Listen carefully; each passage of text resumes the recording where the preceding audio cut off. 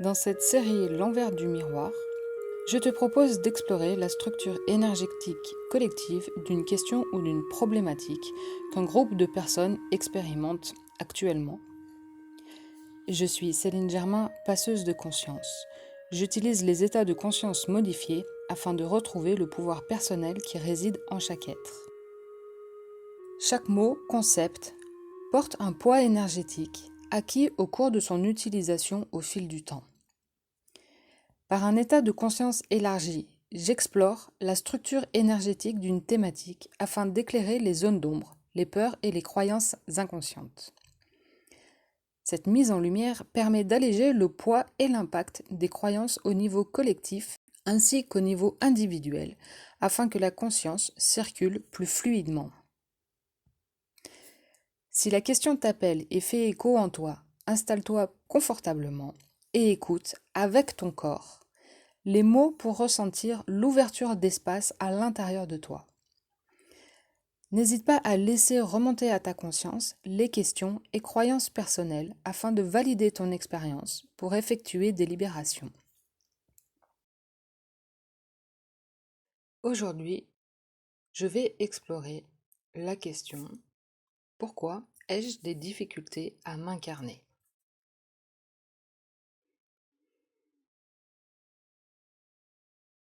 Alors, je vais prendre quelques secondes pour aller toucher la structure énergétique de cette question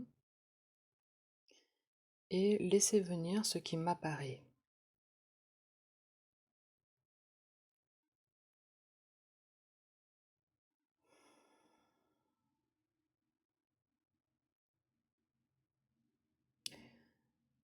C'est comme si j'étais dans un tunnel descendant, une sorte de toboggan, voilà. Il y a cet effet de mouvement qui me fait descendre, descendre très très profondément. Et comme si en fait aussi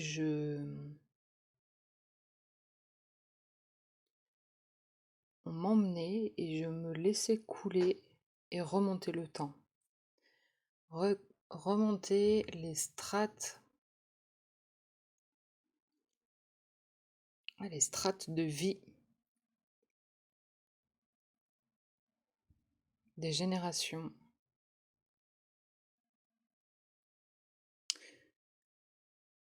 pour atteindre en fait la structure énergétique de l'âme. Alors ça va être même de l'âme du monde, de l'âme du collectif qui rencontre cette question et qui se pose cette question.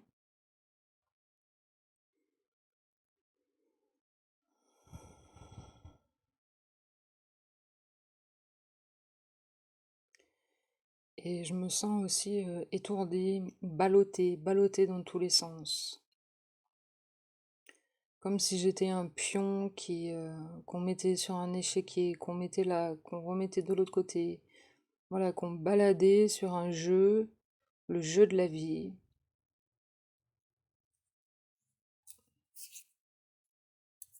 Qui subit ses effets, qui est limite victime aussi, parce que je sens un profond sentiment de ne pas savoir quoi faire, de ne pas savoir vraiment, ouais, limite d'avoir abandonné, en fait, qui se pose même pas la question, parce qu'il sait profondément comme s'il n'avait pas le choix, en fait. Donc ça n'était toujours pas monté à la conscience qu'il avait, en fait, ce choix d'incarnation, que ce choix-là s'est fait bien avant qu'il, que cette structure énergétique est oubliée, et que l'âme est oubliée en fait, parce que apparemment ça fait quand même plusieurs vies que cette question revient.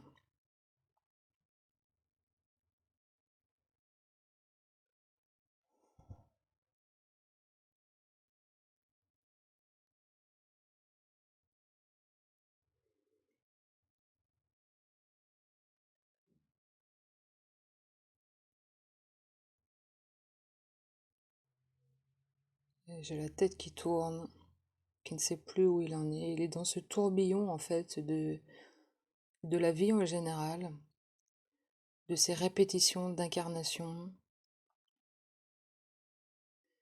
de ces répétitions où, en fait, par ce manque d'incarnation, par ce manque, en fait, de descente de la présence dans le corps humain, à chaque expérience de vie, c'est comme si, en fait, ouais, l'être ne s'était pas incarné. Voilà, l'être, la conscience supérieure des personnes ne s'incarne pas car la conscience de l'âme n'était pas encore parvenue à la présence, à la conscience supérieure. Et si aujourd'hui, tu te poses cette question, pourquoi ai-je des difficultés à m'incarner? C'est que ça y est, le process arrive à son terme et que tu es en passe de faire monter cette information dans ta conscience supérieure pour à présent faire autrement, transformer et débloquer ce jeu de répétition, limite le jeu du karma en fait, pour que aujourd'hui la présence descende dans ton corps, descende dans l'expérience actuelle que tu es en train de vivre pour enclencher son chemin de destinée, son chemin de dharma, ce à quoi elle est destinée à faire, à réaliser, à accomplir. Ah, là, je sens un soulagement, comme si là maintenant il y avait une descente de conscience qui commençait à s'effectuer et qu'on sortait de ce jeu de répétition, de ce conditionnement, et même en fait de... Voilà, on passe au stade là où en fait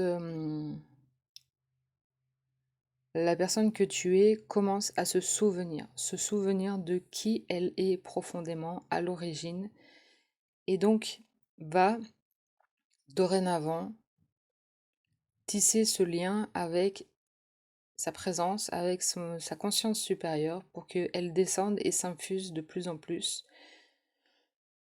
et que tu fasses connaissance et que tu lui laisses aussi la possibilité d'agir à travers toi.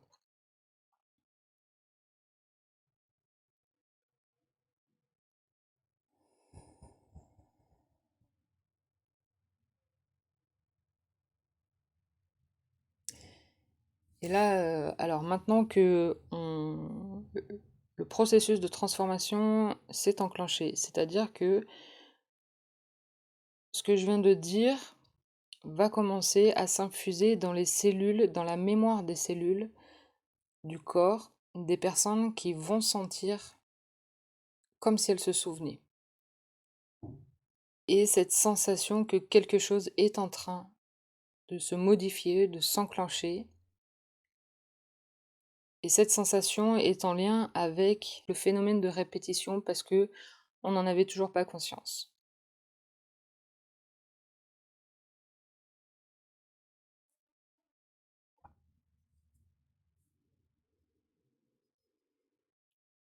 Et à présent, on me montre que justement il y a des peurs et des croyances qui commencent à surmonter sur qu'est-ce que représente le fait de m'incarner aujourd'hui ou à l'heure à laquelle tu vas écouter cette vidéo.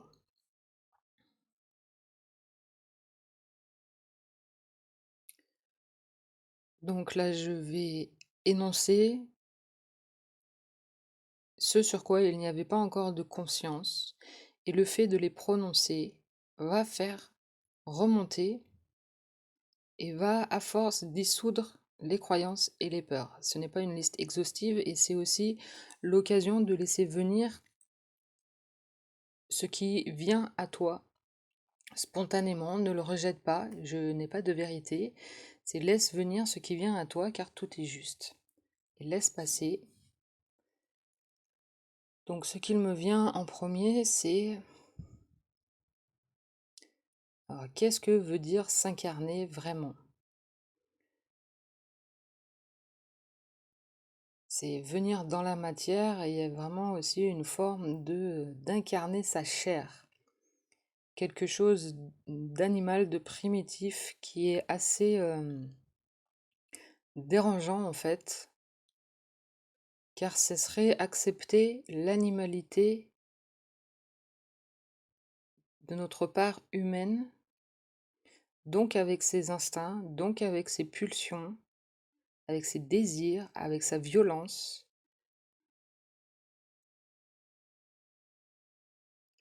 avec toute la gamme des sensations primaires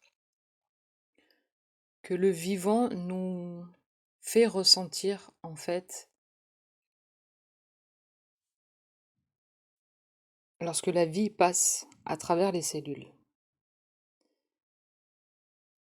Donc ça, c'était en fait un stade primitif sur lequel la conscience avait peur d'expérimenter, des réticences tout du moins.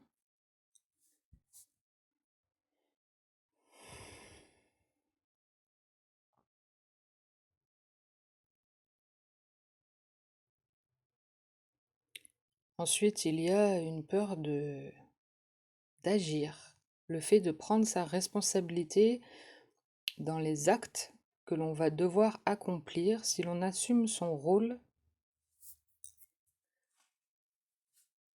le rôle d'être humain à travers le corps physique. Ça fait le lien aussi avec les conséquences potentielles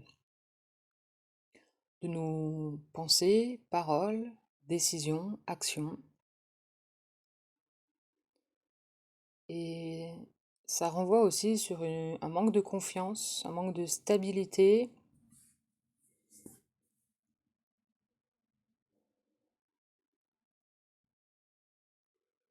En fait, c'est comme si cette âme était assez jeune en fait, et qu'elle était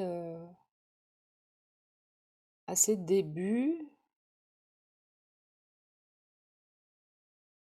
et qu'elle n'avait pas compris, ou qu'on lui avait pas expliqué les jeux, ou l'apprentissage qu'elle avait à faire dans ses expériences de réincarnation. Et c'est pour ça qu'elle était ballottée jusqu'à présent, pour que aujourd'hui, voilà, passe par cette reconnexion à la part animale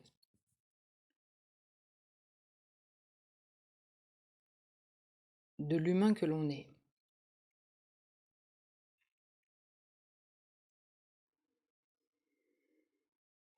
Mais je sens que ça va aller vite en fait dans son évolution, dans sa progression au niveau de sa conscience, car ça demande pas forcément un long apprentissage que de reconnaître voilà, ces pulsions, ces instincts primitifs pour passer à l'étape suivante qui est de la conscientisation de tout ce que cela représente et qu'on l'on n'est pas obligé d'y répondre instinctivement.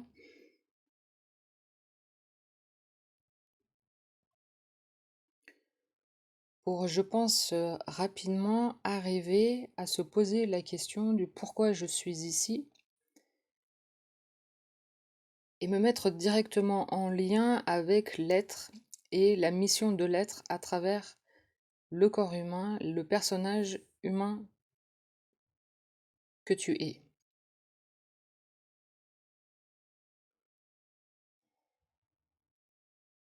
Car ensuite, ça fait référence aussi à une peur de perdre le contrôle,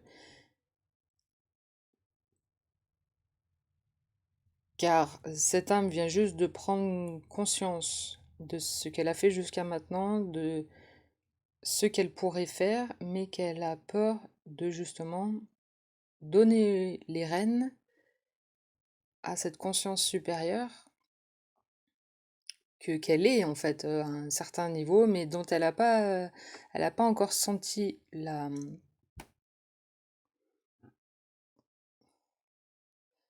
le lien et que elle ne sait pas à quoi s'attendre.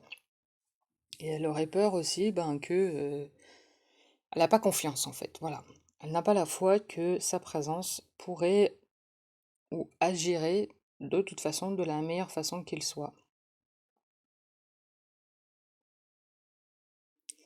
Et en même temps, je sens que cette présence commence à s'installer et va commencer dans les prochains jours, les prochaines semaines, voire plus, hein, bien sûr, ça prend le temps qu'il faut pour chacun, de se présenter à la personne pour venir commencer à faire connaissance à travers l'intuition, à travers des synchronicités, à travers des messages, et peut-être que c'est aussi à travers le développement de tes sens, comme la clairaudience, la clairvoyance, la clairconscience, le kinesthésique et tout ça, que la présence va pouvoir distiller des messages et informations. Après, bien sûr, il reste le libre arbitre, et ça, seule la personne va être en capacité, ou avoir la capacité de choisir, de suivre ou pas les messages que la présence va lui envoyer. Il n'y a pas de bon ou mauvais, c'est encore une fois un apprentissage et un rythme personnel à suivre et à respecter.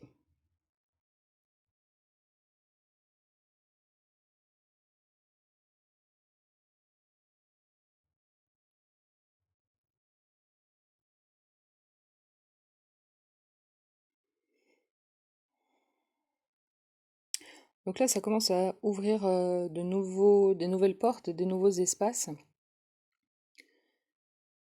Et, et ce qui pose aussi la question de et si ça n'était pas mauvais et ça n'avait pas de conséquences négatives? Et si faire l'expérience d'incarner sa présence était un acte de foi en tant qu'être humain, et que c'est aussi un enseignement que d'apprendre à avoir la foi, que tout est dirigé par l'amour,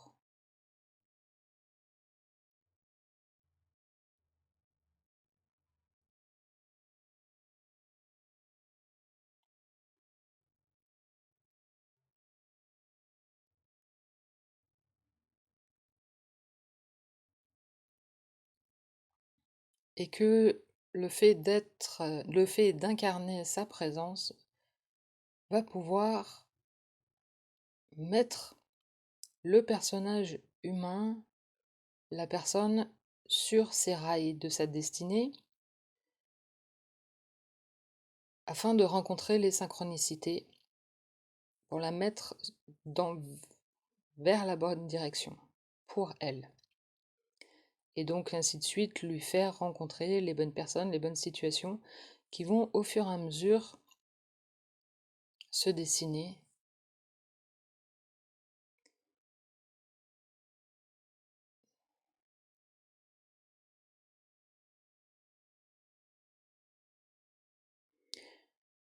Et je sens que d'un côté, l'âme commence à s'apaiser et commence à ressentir de plus en plus le lien se renforcer avec la présence, et va pouvoir du coup communiquer plus facilement avec celle-ci et lui laisser de plus en plus de place, ainsi que les rênes, pour pour que la présence, la conscience supérieure, guide de plus en plus.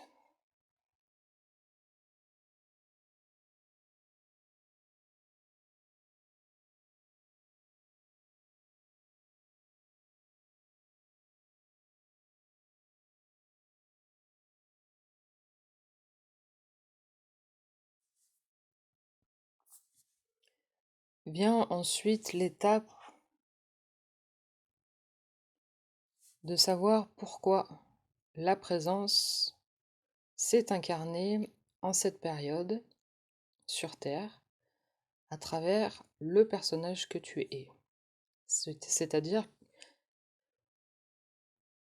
les spécificités que tu portes et qui sont propres à chacun, à chaque personne. Et donc cela pose la question de qu'est-ce qui fait ton unicité, ta particularité.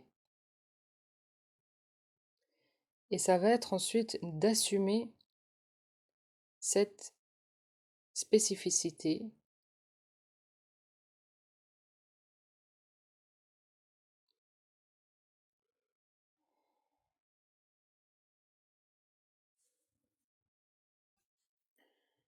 Et je sens en fait qu'il y a une crainte à ne jamais pouvoir découvrir quelle est la spécificité de chacun, de soi, de la personne en fait. Il y a une crainte et cette crainte en fait permet un certain bénéfice secondaire qui est de rester victime. Et on en revient sur la non-responsabilité de vouloir incarner ce pourquoi on est venu faire sur Terre. Donc je sens qu'il y a un vrai poids derrière la responsabilité de s'incarner.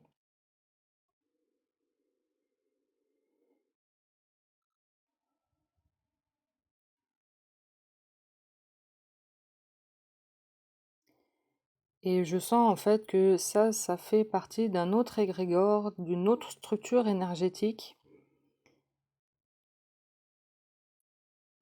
qui ne va pas parler à tout le monde, car en fait, je vois que dans la structure énergétique de la question pourquoi j'ai du mal à m'incarner, parce que cela faisait référence à une majorité de jeunes âmes qui ne savaient pas que les incarnations avaient un enseignement à transmettre et que c'est déjà ça aujourd'hui le plus gros du travail, c'est d'avoir appris ça et de laisser maintenant infuser dans la conscience de la mémoire cellulaire.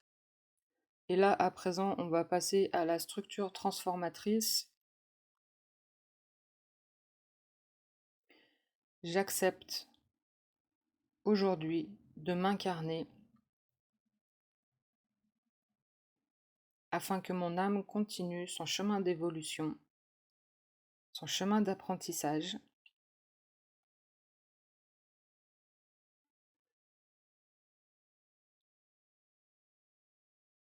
et que je passe à la prochaine phase qui est la connexion avec ma présence pour qu'elle me guide. Ainsi soit-il.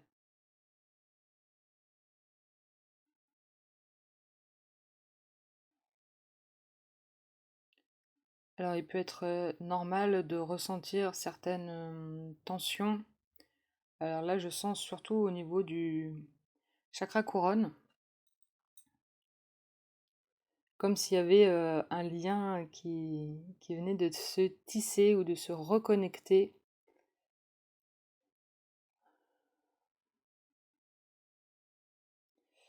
avec le champ universel, avec la conscience universelle pour nous remettre en lien et nous souvenir. Voilà, c'est aussi ça la deuxième transformation, c'est que aujourd'hui j'accepte de me souvenir de qui je suis et du pourquoi je suis venu m'incarner. J'ai à présent une foi totale en ma présence et je me laisse guider par celle-ci. Ainsi soit-il.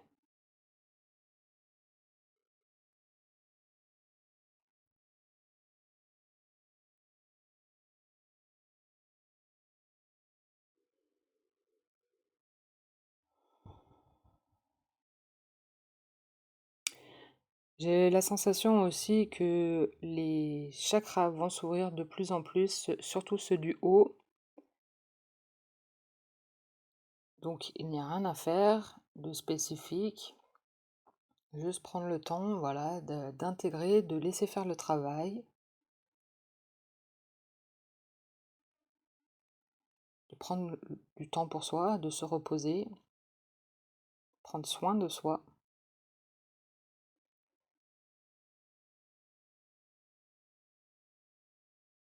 Et cela va se faire tout seul.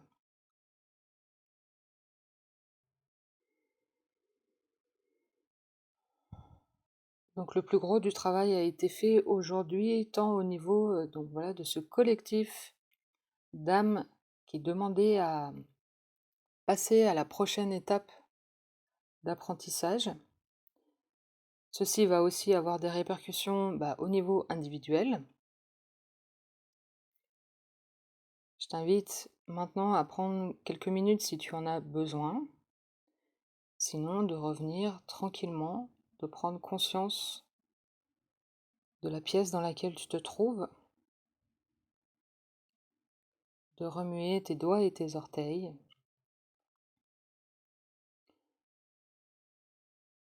et d'ouvrir les yeux quand c'est bon pour toi.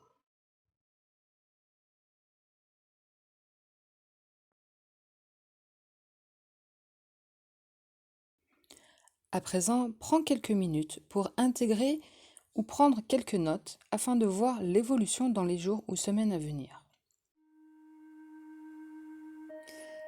Si tu aimerais que j'explore la structure énergétique de certaines thématiques auxquelles je n'ai pas encore pensé, n'hésite pas à formuler ta question le plus simplement possible et de me laisser un commentaire. Et fais de même si tu souhaites aussi partager ton expérience et me faire un retour. Je serai ravie de savoir comment ça s'est passé pour toi. Et puis, on se dit à très bientôt.